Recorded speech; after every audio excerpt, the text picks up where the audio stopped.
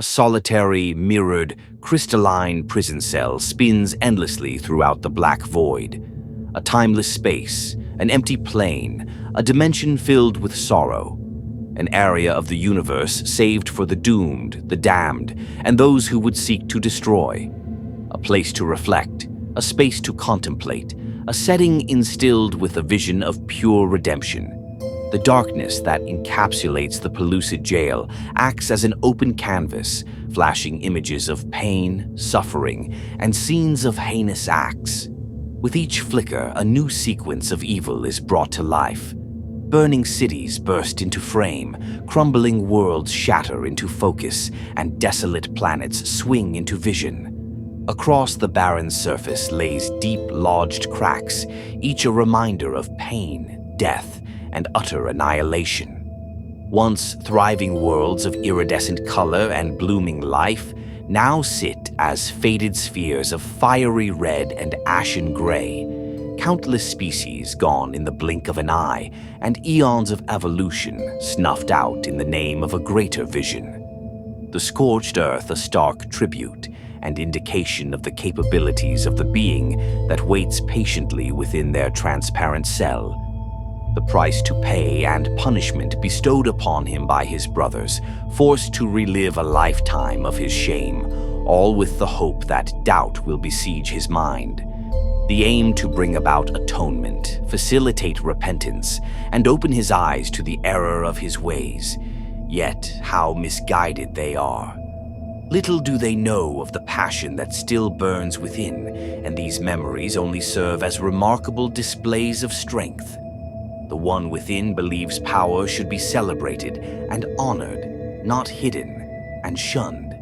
To him, these desolate planets are but the consequences of standing in his way, and a beacon signaling across the universe that he will not be stopped. He cherishes the look of helplessness in his victims' eyes as they fall swiftly beneath his feet. He revels in the deafening silence as the voices of an entire population utter their final words. He feasts gleefully on the knowledge that whoever he destroys simply becomes yet another chapter in an old, forgotten history book. He pouts at the truth, touting it to be just a false narrative. Lies that remember savages as civilized people, unlucky enough to befall a tyrant. He loses no sleep over eradicating the weak, and in his grand vision, he will be the master of all that is known. The jagged, interlocking mirrors of his cell shimmer in the pulsating light of the projections. The rugged edges squeeze tightly, held together by pure pressure and reinforced by countless incantations. Each panel, thicker than the last, pushes out a reflection that stares back into his soul. A face he does not recognize or accept. A projection and portrayal of the monster he has become. No matter which direction of orientation, there is no escaping his own darkest image. Every panel channels an infinitely repeated reflection. Each iteration, a more twisted face peers within. Vicious snarls peel back to present warped teeth and cracked lips. Hollow eyes of fire crackle and burn an eternal flame, brandishing his skin a deep red. Peeling and flaking, sores cover his body, and worms crawl from holes amongst his chest. Again and again, the worst version of his being is cast 1,000 times over. Those weaker would have succumbed to the inner battle, already given in, cried out for repentance, the guilt and shame ripping at their souls. He knows accepting the worst form of his being is the only way to escape his cell, but he will never give in to those he believes are doomed to repeat the cycles of weakness. And yet, here he sits, waiting, pondering, planning. He knows his chains cannot hold him forever, and it's just a matter of time before his mirrored prison shatters. Festering within his thoughts is an eternal hell that awaits his brothers, and those who betrayed him will beg for forgiveness before the end. The edges of his lips curl slowly into a wicked smirk each time his mind's eye sees his brother's world burn, their followers abandoning their faith and accepting his new reality. Even after all this time, all his suffering, all he has lost, his plan has not faltered. He will reforge the fundamentals, He will rebuild this forsaken world, and at the center, his power reigning supreme.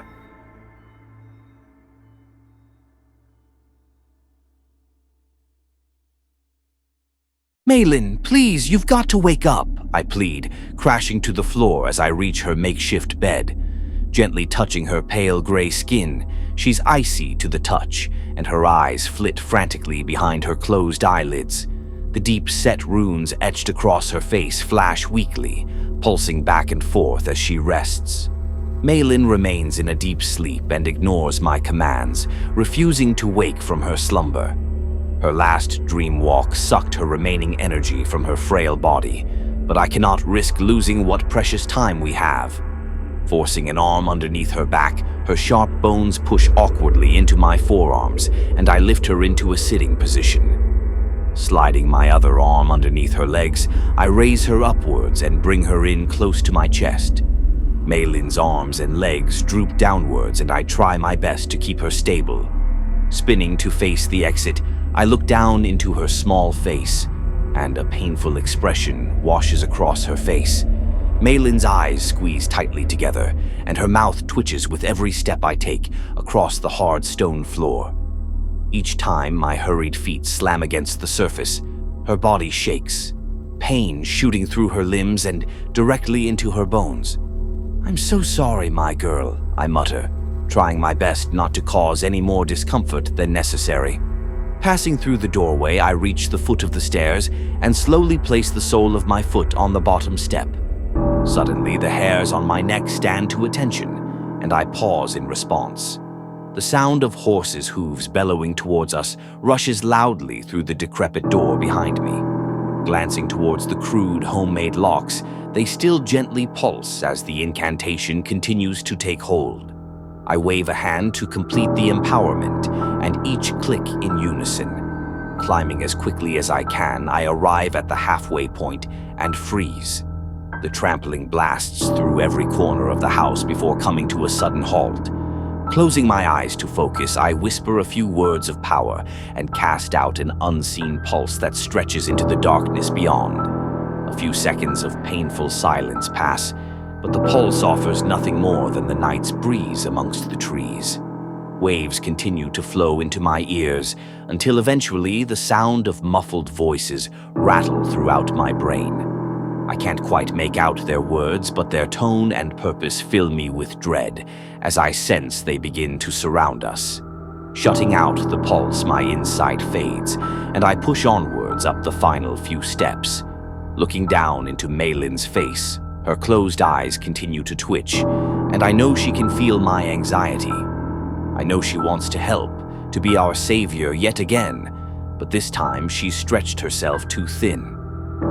Moving quietly into the bedroom, I slowly set her down on a pile of discarded and eroded clothes.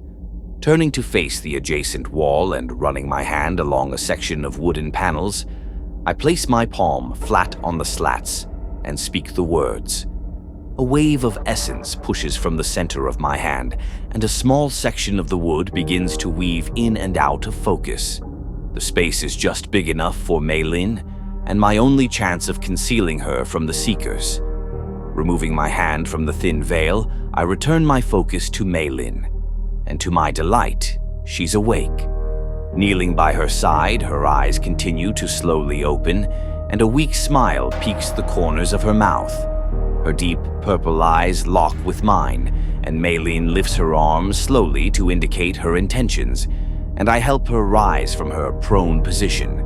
With great effort, she manages to sit upwards, and I hold her small hands tightly together within mine.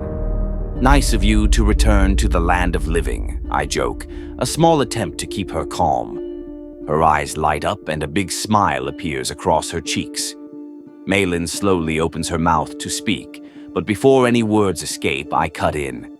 "Please, save your strength. I need you to listen to me very, very carefully." A serious tone lacing my words.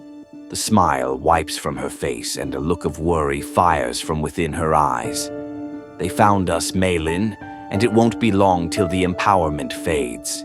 You need to hide, and I need you to be as quiet as possible. I implore, trying my best to stay calm.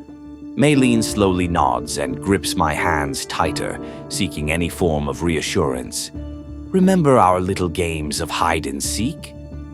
It'll be just like that. You have nothing to worry about, I promise. My words provide a slice of comfort, and her eyes slightly widen, an eased expression rolling across her face.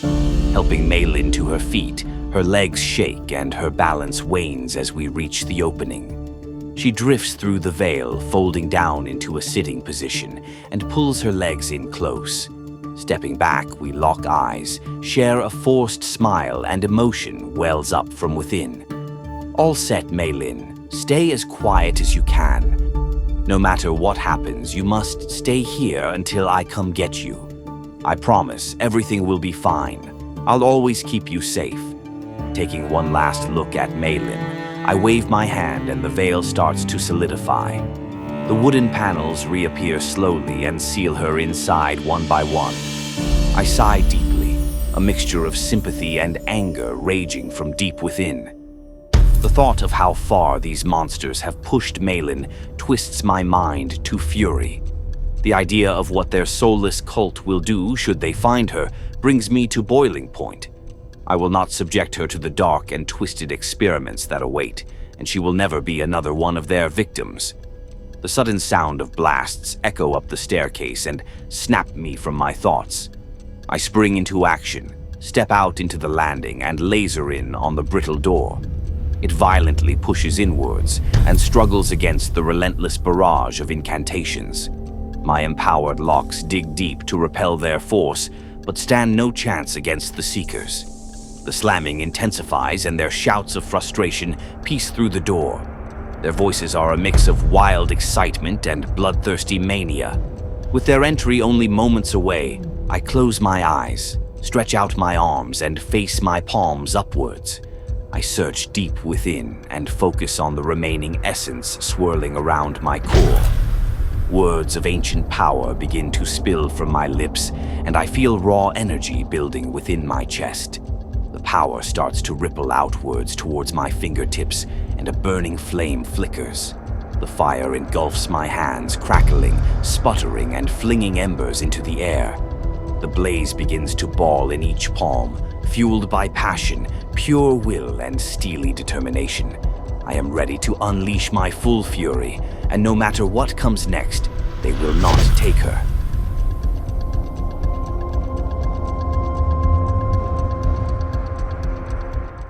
The passing of a guard on duty disturbs my silence as the weak glow of their torches bounce around the corners of my cell for a brief moment.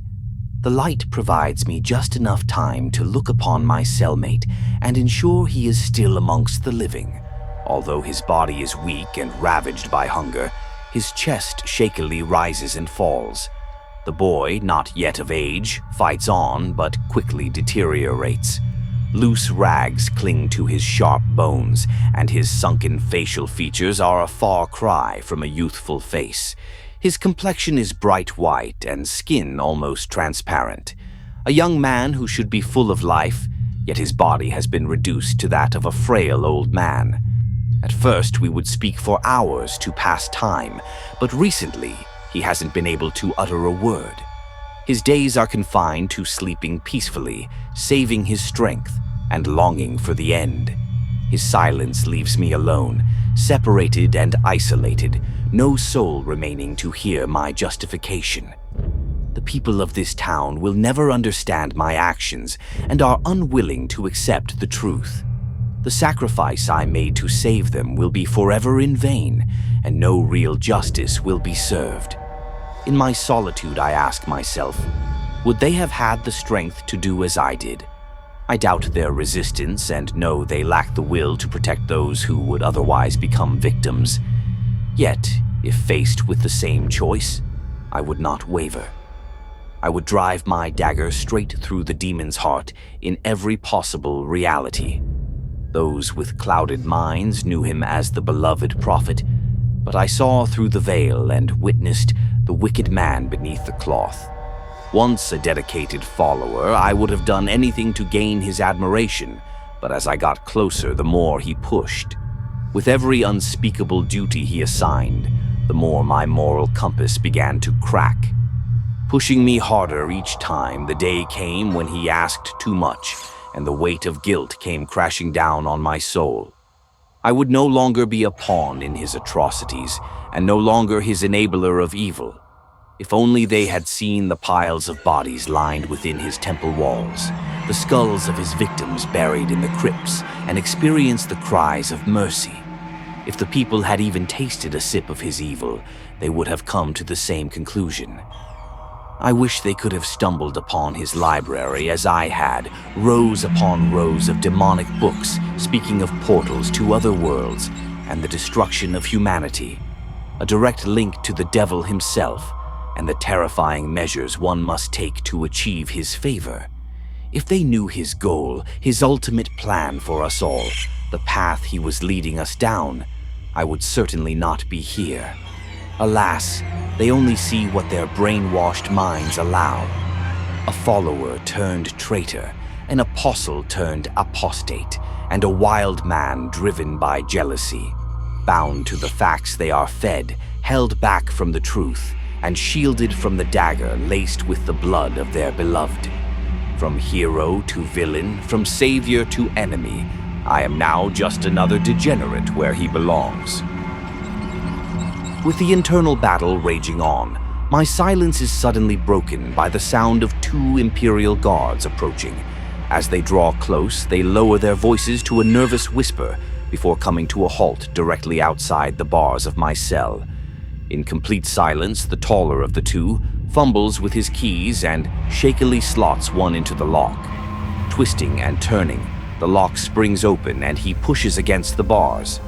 As they swing open, the guards take a protective step backwards and share an unnerving look.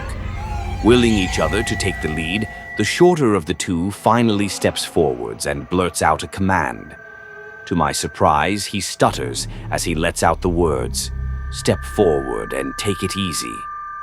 Weakened and tired, I use the walls to push myself up and onto my feet, pain coursing throughout my body.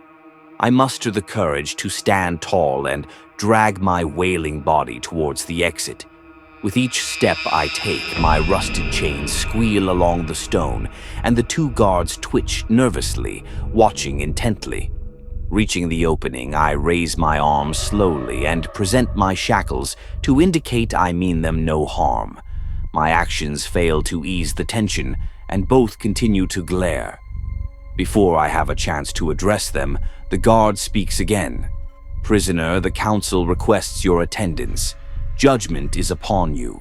Although I have longed for this moment, the words hit me with force, and the realization stabs at my soul. I know no justice awaits, and only death now remains. Lowering my head, I take a moment to breathe, a minute to savor life, and a final second to come to terms with my destiny before responding. I understand I now go to my death, and this is to be my end. My fate is sealed, and society calls for blood. I will go without trouble. I will obey, and will bring you no harm. I give you my word. In return for my obedience, I ask that you care for the boy in my cell until his time to be judged comes forth. He is young, innocent, and deserves a chance to share his justification. Finishing my final request, I am met with a deathly silence, the guards' faces filling with unexpected confusion and shock. They share a quick look of panic, and in unison, both slowly reach for the pommel of their swords. Confused at their reaction to a simple request, I attempt to speak, but the guard speaks first. Tremors run throughout his voice, and he blurts out, "There is no boy in your cell."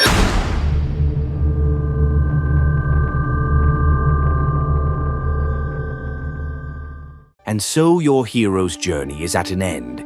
Darkness now closes in, and his life comes to pass. No more villains to vanquish, no more quests to crusade, and all his wars have been won. His sword falls silent, his shield takes its rest, and his gold-plated armor becomes obsolete. Legs beginning to wobble, he stumbles, falls, and crashes harshly into a neighboring tree. The pain caused by the impact pales in comparison to the injuries he has suffered, and short, sharp gasps expel from his mouth. The weight of his final efforts pull heavily on his core, and he knows these wounds will be his last. Body slumping against the bark, the world around him becomes a blur, and a haze forms within his pupils. His helm stifles his vision, dust and dirt lace his nostrils, and a breathless wheeze squeaks from his mouth. Ripping the helm from his head and casting it down with a deep thud, it slams into the long grass and rests within a newly established divot. Nestled beneath the tree, it sits peacefully for a moment, the black eye holes unblinking, and the blood-stained steel glinting in the evening sun. Its duty has been fulfilled, its watch now ends, and it gratefully prepares for its new home. With his back pressed against the bark, he unclips his heavy chest piece, one buckle at a time, and lets it fall without grace. Along with the weight of the world, he breathes a weak sigh of relief, as the steel no longer bears down on his bones.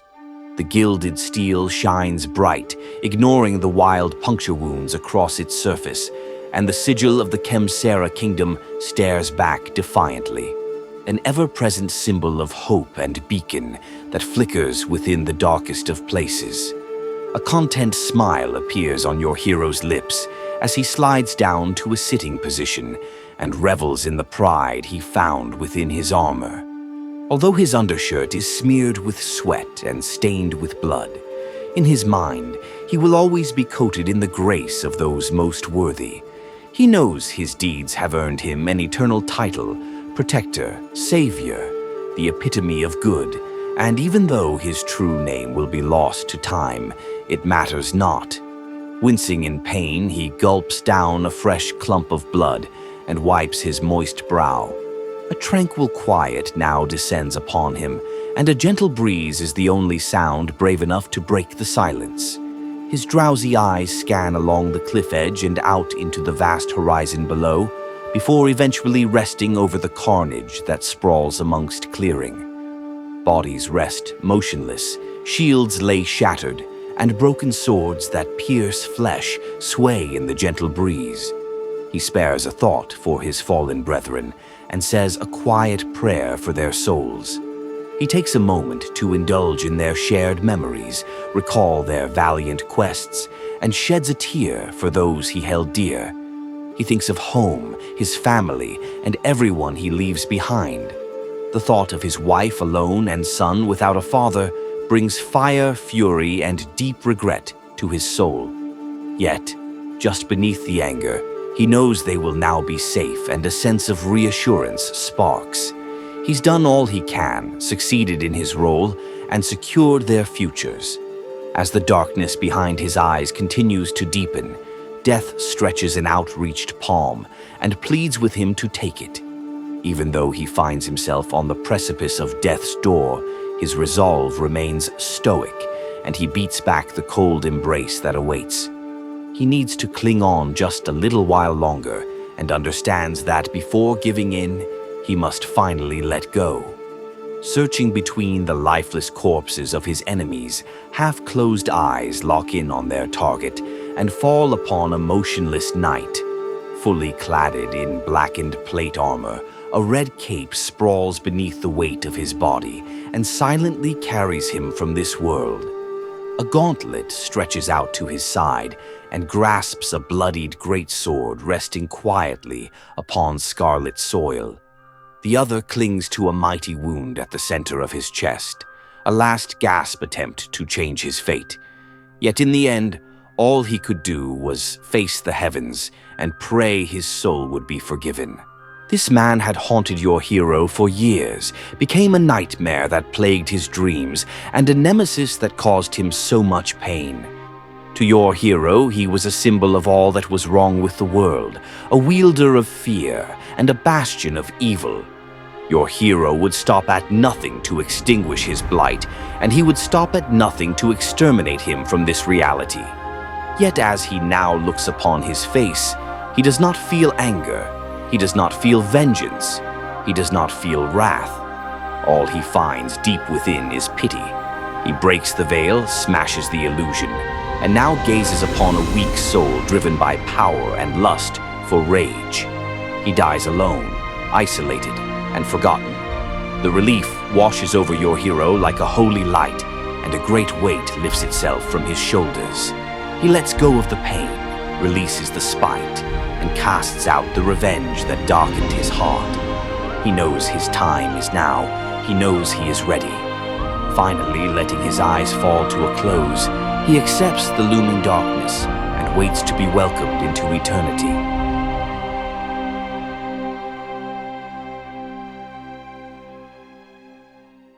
Rain poured from the heavens in unbroken sheets, drumming relentlessly against the trench wall and running down the mud like a bleeding wound. Joma pressed his back against the sodden planks, every breath tasting of iron, rot, and the faint reek of bodies that were yet to be buried. Their cries had faded hours ago, leaving only the groans of the wounded and the distant echoing scrape of bone against armor.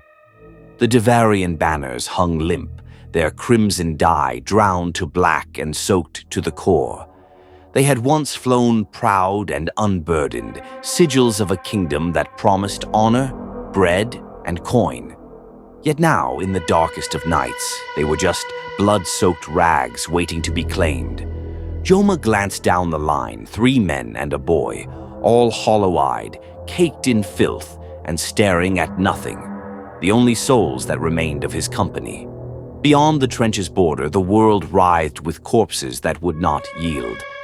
The dead marched in silence, their sockets glimmering with the pale flicker of whatever cursed being commanded them. They moved without hurry, without rage, without mercy. Arrows had pierced them, spears had shattered against them, yet they still trudged on, endless and unwavering. Joma coughed, tasting his own metallic blood as he washed it around his mouth with his tongue. His ribs were broken, his body was bruised, his every sense filled with pain. He knew these feelings all too well, and the wicked sensations had become all too familiar. The company's healer was gone, dragged screaming into the fog when the barricade first fell. The archers had vanished with him, their longbows splintered, their throats torn out before they let loose a second volley. He had battled beside friends, allies, and companions, but now all that remained beside him were empty husks waiting to join the enemy's ranks. Jorma forced his eyes shut for a moment, seeing his sister's face. Desiree standing at the cottage door, hair loose, hands on her hips, scolding him for enlisting. "The crown would never bleed for you," she pleaded. "You'll be meat in their wars, nothing more," she cried. He pondered on her words for a moment, sitting beneath the piercing rain and wallowing in the unrelenting pain coursing through his body. And he now knew. She had always been right. A guttural cry snapped him back. Young Tamas, the boy, scrambling to reload a crossbow with trembling hands too small for the task. He struggled to lock the bolt in place, the bowstring's resistance too strong, and his stick-thin arms too weak under the pressure. Joma wanted to tell him to stop, to save his strength, but the words lodged in his throat.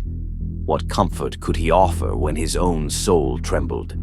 The ground shuddered as the first of the dead slid into the trench with a mighty thud. A crushing mass of bones and steel followed, their skeletal bodies slamming into the wet mud, shooting an echo along the line. Lumbering to their feet, they did not roar or rage, only reached out with clawed fingers, eyes burning with a sickly hunger. Mikhail, one of the last men, swung his blade in desperation, cutting a skull in half. The corpse staggered, stumbled, and slammed against the trench wall before straightening and leaping upon him with silent hunger. In that moment, Joma knew it was over. The end came for not just his defenses, not just for this battle, but the kingdom itself. All its banners, all its songs, all its people were finished. Joma leaned his head back against the mud wall, rain coursing down his cheeks like tears he no longer had the strength to shed. Tamas screamed, steel clanged, and bones cracked. Joma closed his eyes and welcomed the dark, waiting for his turn. Yet, as moments passed by slowly, the end he wished for never came. Amongst the rain and mud, an almighty blast erupted from above, and a searing heat suddenly scorched the misted air above him as the sickening wails of the dead erupted into symphony.